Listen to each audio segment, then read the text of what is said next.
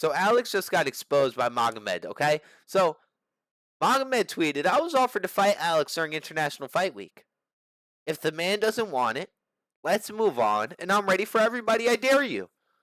Which basically just means he's ready to fight Yuri. Listen, nobody in that division is #1 contender besides Yuri Prohaska and Alex Pereira. Okay? Now, the other day, Alex tweets this and then says he was hacked. I've always answered the UFC calls, but if they want to play with me, we can do that. That's a little aggressive. I've never spoken poorly of the UFC, but with what I've just heard, I'm disheartened. I've already had thoughts of not fighting anymore, and after what was just relayed to me, this may be the start. After my trainer just spoke to me in Portuguese, translated English to Portuguese, I'm considering not stepping into the octagon anymore.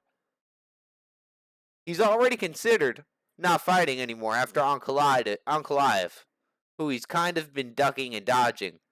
He jumped over the ranked 1 contender to fight Khalil Roundtree, who was ranked 8. Right? And then Ankalaev exposed him, and after that, he just kind of considered not running the fade back and just kind of just saying, I'm over it. I'm done. But what I read from this is that Alex got word that they were going to pick somebody else, which is Yuri Prohaska, over Alex because Alex isn't ready to fight on International Fight Week. The UFC is scrambling to find somebody. Not the UFC is not scrambling to fight somebody. The UFC is scrambling to find somebody to fight during International Fight Week. Especially because we don't get Ilya versus Islam. Bilal. We don't get Ilya versus Islam. Shavkat. It is kind of Shavkat's fault. Guys, listen, we can't blame Bilal. If Shavkat didn't get injured, Bilal would have whooped Shavkat's ass. Islam wouldn't have been able to move up. Listen, we did all think that Bilal was going to beat JDM. Obviously not. But I'm way more confident that Bilal would have beaten Shavkat than JDM. Than JDM I just saw fight. I didn't know that JDM was like that. But anyways. Ankalaev was offered to fight Alex during International Fight Week, and Alex turned it down. So they offered it to Yuri Prohaska. Alex somehow gets word, and then tweets this. Then the UFC calls Alex. Says, hey man, we see that you're upset.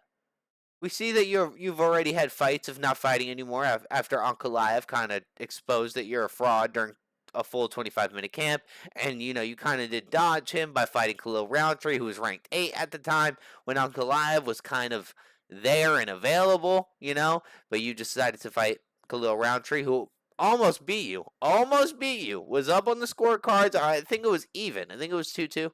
Khalil Roundtree definitely won the first 2 rounds, but that's neither here nor there. Okay? My boy got word. And he said, you know what? Why are you guys going to contact Yuri Prohaska? I'm the star of the division. Alex, you're not the star of the division. You're not the champion. You're not the champion, bro. It doesn't matter that the UFC jumped over you and decided to call Yuri and said, hey, Yuri, get out of the deprivation tank. We have a championship fight for you. And so you turn into a keyboard warrior because somebody else in your division gets a title opportunity because you're not ready at the time. You're not the champion. You don't get to dictate when somebody gets to go up for a title shot. Alex, you lost that privilege. You lost that privilege when Ankalaev beat you up. And I can't believe the UFC folded. They read this. He deleted this within like 30 minutes. The UFC called him within 30 minutes. Once I read that Magomed tweeted this, I was like, oh. You exposed him. Magomed knows what he's doing. And it's not Ali. It's not his manager. Because Ali is kind of stupid. He tweets things from other people's accounts, like, pretty regularly. He tweets things from Justin's account that's supposed to be from Islam's, and vice versa, and things like that. But this isn't the work of Ali Abdelaziz. This is the work of Magomed.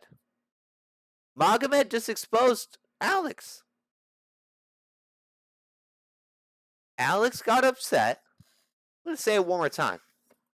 Alex got upset because the UFC called and asked him, hey, can you fight during International Fight Week? The Islam versus Ilya fight fell through. We need somebody to fight on short notice. Can you do this for us? And he said, no, I'm not ready yet. Magomed beat me up. I need some extra time. They said, okay, don't worry about it. We're going to call Yuri. We're going to get Yuri out the forest. Yuri's over there cutting wood up and doing push-ups. We'll get him out here. And you throw a fit? That's not very Ultimate Fighter-ish to me, Mr. Alex Pereira. Not very Ultimate Fighter-ish. Anyways, boys, I put 2 and 2 together. Well, I didn't put 2. A lot of people put 2 and 2 together, but I just had to cover this. You know, this was just a little. This kind of changed the way that I look at it. I met Alex Pereira. He didn't seem like a actually, he did kind of seem like a prima donna when I met him. He was a little upset. He was a little in his feelings. He was on his phone texting quick. You know? Alex, don't be upset that Yuri, the dude that, you got lucky strikes on twice, okay? Maybe 3 times because you knocked him out twice in the second fight. But, okay. Don't be upset that my boy got the title shot. But obviously he didn't. The UFC folded as soon as they read this. They were like, no, Jama, no. But honestly, the UFC didn't have to listen to you. You kind of lost your star power and your aura as soon as you lost to Magomed. Once you lost to Magomed, you kind of lost your aura. You did. Anyways, boys, I'm out of here. Peace.